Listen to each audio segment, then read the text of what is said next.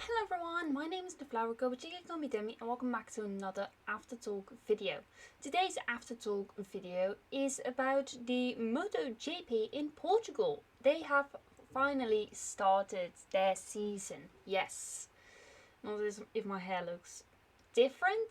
I'm having a different hairstyle today. Just like like braids and then a ponytail at the back. It's just to get like the shorter bits from where I have the curtain bangs to basically make sure that they are properly tucked in, that they don't get in the way. But anyway, we're not here to talk about my hair, as per usual. We are here to talk about the races, the 3 races that were there. Technically 4, because MotoGP now also has sprint races, and they're going to be doing that every single race. So 21 sprint races and 21 normal races. So, but first of all, Moto3, where this year there is a Dutch driver who doesn't have a flag yet. But yeah. Yeah.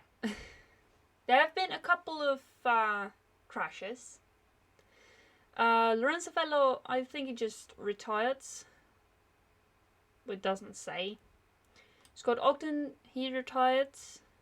Doesn't say with what or something.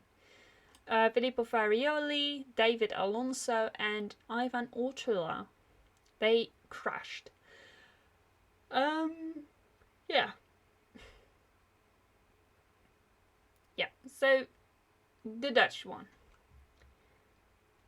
Colin Fire. He's the Dutch rookie that is going to make it for the Dutchies. And well, let's just say he did very well. But there was a bit of a scare because his transponder didn't work properly. And basically after that, he got timed manually. So yeah. He finished P12, which is in the points. Very well. Yeah. Basically what happened with transponder, they forgot to do the heat seal thing. And it got over 100 degrees Celsius, and basically it broke. It got overheated. And then they could go back to before the transponders were created, before they were invented. So yeah. The winner was Daniel Holgado. Second place was for David Munoz, and third was for Diogo Moreira. Remember how I used to nickname him the Ayrton Senna of the Moto3? Well, this is his first podium. Yes. There was a bit of a scare at the end of the race, where Joel Kelso, after the flag fell, he drove into the back of Daniel Holgado. Both drivers were conscious, but Kelso is not going to be there next race because of a broken ankle. And that sucks, to have a broken ankle. I mean, I've not had it. I only had a broken wrist. But, it's painful. So yeah, he won't be there. Denis Onchu is now at factory KTM. His bike didn't start. So he had to start from the pit lane. But that did not mean that in the Moto3, if you start from the pit lane, it doesn't mean that you're out of the race, that you can't score points, or that you can't win races. Pedro Acosta proved it 2 years ago when he started from the pit lane, and he won that race. How insane is that? Well, Denis Onchu tried his best, but he got to P10. Overall, that's pretty neat. Yeah. So this is only race 1 of 21. So 20 more to go. Yeah. I'm excited to see what Colin Fire is going to be able to do. Probably maybe a podium. I mean, he's got a fast bike because his teammate Ayumu Sasaki got pole position, and Fire actually helped him with that. Yeah, Colin Fire gave the slipstream to Sasaki, and it was like Sasaki got pole. And Sasaki did thank Fire for it, so, you know, I think he's happy with Fire as a teammate. You know, you can teach him a lot of things. And yeah, this was a good race, to be honest. It's a good way to start the season. Yeah, let's go to Moto 2, where we have 2 Dutchies. For the first time ever, Boban Schneider did not finish a race. Well, I say for the first time ever. Like, for the first time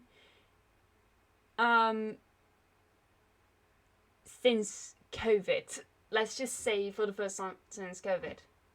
I don't think that makes sense. For the first time in 2 years. Or like, basically like, last year he didn't crash during the race. And this time it wasn't his fault. It was the fault of Alonso Lopez. And yes, Alonso Lopez did crash after.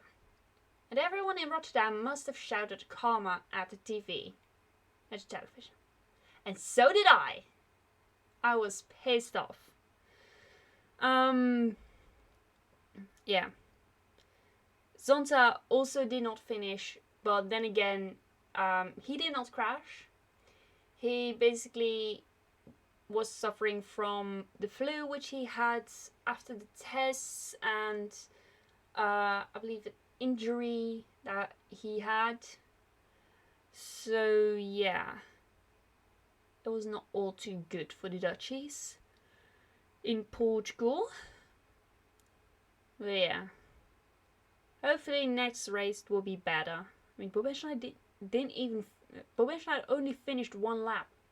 He got punched off in lap 2, and I got so upset. Yeah, I was actually really pissed off. But then again, what made it up was the victory from Pedro Costa. Yeah. Aaron Canet finished 2nd. That man cannot win a race for some reason. I mean, whenever he's first, he just crashes out. That's... I have no words. And 3rd on the podium is Tony Arbolino. Yeah. Barry Baltis, our southern neighbour, finished P12. So he's the only one from the Benelux to have scored points. Yeah. It wouldn't have made sense if I said from Europe.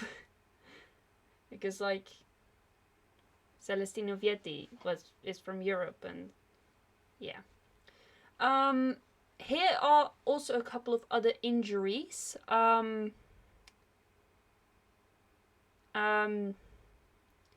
know that my god. Ethan Guevara was supposed to go to the Moto2. Well, he sustained an injury, so he could not start the race. Yeah. His former teammate Sergio Garcia has raced, and he finished in the points, so that's good for him. Dennis Foggia finished P18. That's 0 points. Sorry to say, that's 0 points. Yeah. Overall, this was kind of a boring race. I mean, there were a few battles here and there, but like, nah. It was not too good overall. I hope next race will be more exciting So yeah, let's now head to the MotoGP. I think it's this one.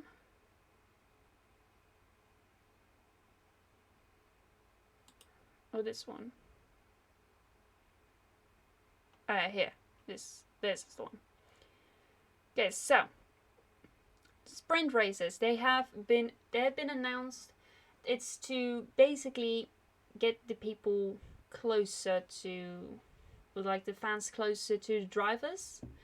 So like if you go on a Saturday, like you normally only have qualifying, but now on a Saturday you have a short race of 12 laps, or depending on how long the race is on the Sunday, it's only like 1/3 of the race ish, or half.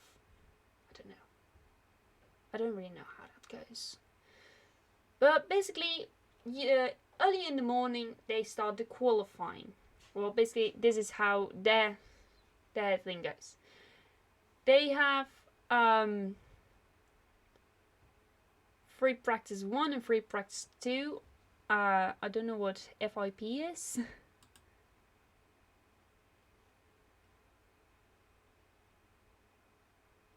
I don't even know what that is. Yeah, don't even know. And then you have the qualifying. And then after all, like the qualifying from the Moto 2 and 3 has been finished, then it's the sprint race. And then, yeah, in the morning they have the MotoGP guys, they have a warm-up. Moto 2 and 3, they don't have sprint races or a warm-up on the Sunday. Yeah. It's really weird how this goes. I mean, come on. give those young guns a warm-up. I mean, they deserve it. Well, this is the first sprint race of the season. And some guys on the track were like, yeah, I'm not sure if this is what we want. But there were also others who were like, yes, this is fun. And there's just a small group who say, let's just do a couple of sprint races and then we'll see. And one of those guys was the winner of this sprint race, and he had a lot of fun. He told that in the interview, and that was Francesco Bagnaia, the man who asked his girlfriend to marry him on Christmas Eve. Yeah, that's so romantic. A couple of guys aren't in the list. Well, more importantly, one guy. And that is Paul Espargaro. He crashed so severely in free practice 2 that he basically broke his jaw, a bit of his spine, and something with his leg. I believe his ankle. He crashed pretty hard, so he'll be ruled out of the season for quite a while. But I have heard that he is doing great. So please, guys, leave a like for Paul Espargaro. Yeah, leave a like for him, so that he can join for MotoGP soon. I hope to see him before the summer break. I want to see him before the summer break, otherwise he might be out of a job. He might lose a lot of cash. Then there were a couple of crashes. One of them, well, retirements, let's just say. One of them was Augusto Fernandez. He just retired. We didn't know if he crashed or if he just went into the pits. Then Juan Mir. He crashed into Fabio Quartararo, and Mir received a long lap penalty, or a double long lap penalty, for the race Sunday afternoon. Yeah. And then there was Luca Marini and Enea Bastianini. They crashed together. It wasn't Marini's fault, but Enea Bastianini has suffered a little fracture in his shoulder blades, right shoulder blade. It's like the bit here at the back. He suffered a small fracture there. And the last retirement was Marco Wiesekki. Now, at this point in time, there were just 16 drivers still in the race. That normally you would say like, one guy just doesn't get points. Wrong. In the sprint races, number 1 to number 9 get points. And let's just say you're Fabio Quartararo, you finished P10. How heartbroken must you be after fighting with Alex Marquez? Yeah. Home hero finished P7. That's good.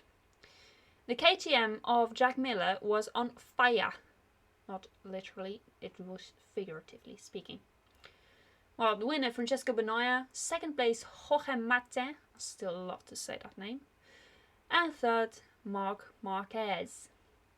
Shall we go to the main race? Yeah. On just a matter of fact, another explanation bit. The qualifying on Saturday morning is for both the sprint race and the Sunday race. So, like, it's not just like Formula 1, okay? Formula 1 just has weird rules. Like, in Formula 1, it's like, if you have a failure, like a gearbox failure during the sprint race, that means you have to start from the back, manual, like already. Here, if you have a crash on during the sprint race, you basically keep your grid position. Like, I mean, that's better. Like, this makes fighting better. You know, the guys don't have anything to lose other but points and a possible Sunday race because of injury. You know. In Formula 1, if they lose a spot during a sprint race, it's like all over for them. So yeah. The race. Well, Enea Bastianini did not go into the race. And there were a couple of retirements. Two of them, the one that caused a lot of booing, was the crash of Marc Marquez and Miguel Oliveira. Let me just say, guys, Marc Marquez did not do it on purpose. He made an error with like seeing when Jorge Mate was braking, and he got it wrong, and then he bumped into Miguel Oliveira quite severely, and yeah, both of them are ruled out of the Argentine for next race. Yeah, Juan Martin actually also went to the medical center, but he got nothing. There was also another retirement, Fabio Di Gianantonio. And then 9 laps after Antonio, Di Gianantonio, it was Jorge Mate who crashed out. And then also Luca Marini crashed out, and then 2 laps after that, it was Raul Fernandez. So yeah, just a reminder, here 14 drivers finished and points are awarded for the top 15. If you have retired or if you have a DNF, if you're out of the race, you do not receive points. You receive 0 points. This time, Fabio Quartararo finished in the points in P8. The KTMs were on fire again with P6 and P7.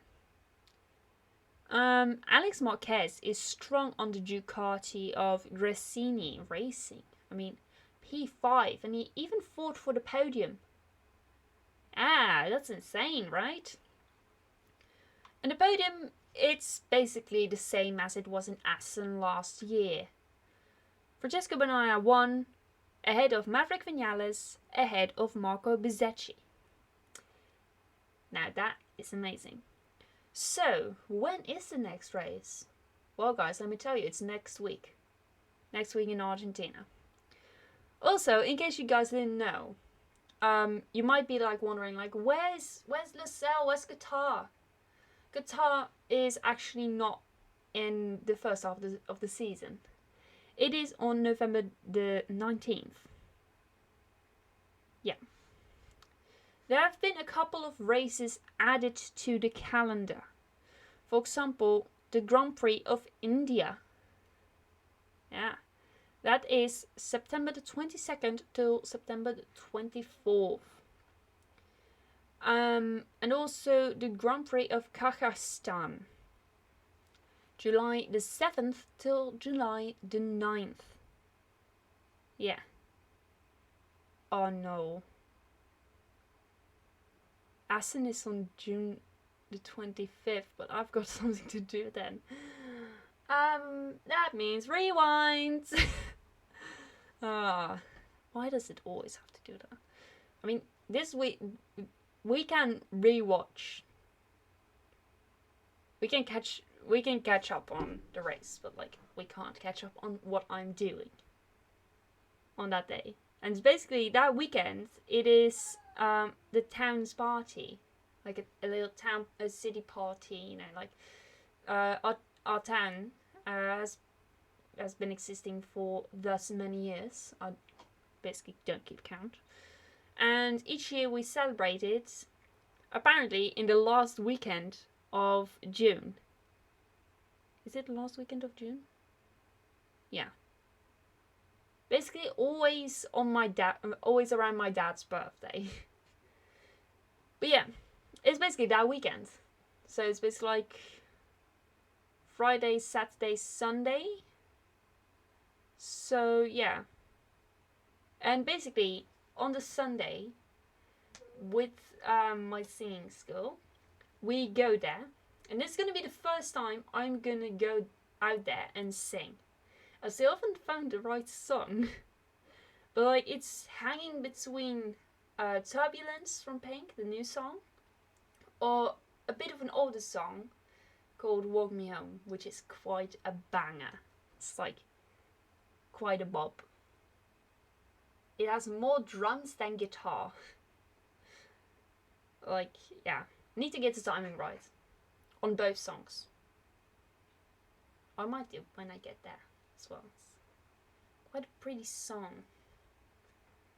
Yeah. But anyway, guys, I hope you enjoyed this after talk. If you did, then please hit the like button and also consider subscribing to never miss out on one. Next weekend, we're going to have our first double after talk of the 2023 season. I hope you guys are just as hyped as I am. Because, like, yeah, I'm excited. I'm very excited. I cannot wait. But yeah, thank you all very, very much for watching. But that's it from me for now. And I shall see you guys next time. Bye!